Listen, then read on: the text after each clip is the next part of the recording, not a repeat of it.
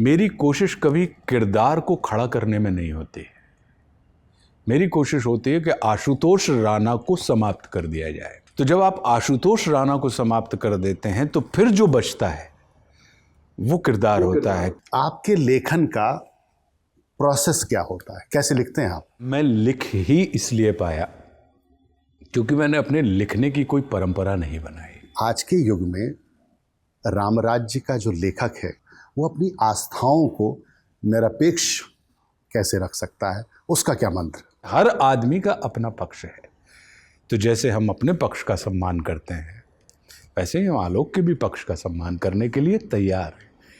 आलोक को सहमत करने में, क्योंकि तर्क से हम आपको परास्त तो कर सकते हैं लेकिन आपको सहमत नहीं कर सकते। वो एक बचपन वाली जो कविता, जब हम बचपन की बात कर रहे हैं तो वो जो एक कविता है, वो आप पहले व्यक्ति हैं, अभी तक तो हमने सिर्फ लिखी थी लेकिन इसको पहली बार मैं सौभाग्य रेणुका जी के बाद किसी को सुना रहा हूँ।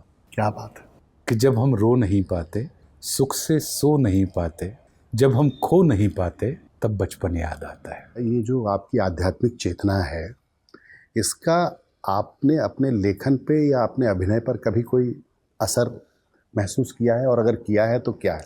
देखो आलोक, बड़ी अच्छी बात आपने कही।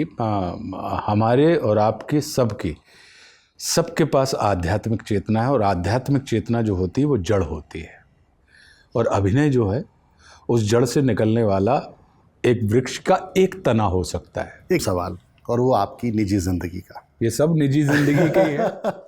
नहीं, ये नितांत निजी जीवन का है, और शायद पहली बार आपसे कोई पूछ रहा है। रेणुका जी जैसी जो शख्सियत है जीवन में, वो एक और एक भी हैं, और उनके साथ खड़े होके एक और एक 11 भी हो जाते हैं। क्या बात। कई सारे प्रश्न तो आपने ऐसे पूछ लिए जो इतनी लंबी यात्रा के बाद अभी तक किसी भी चर्चा में किसी ने भी उन प्रश्नों को रेखांकित नहीं किया। बहुत बहुत शुक्रिया।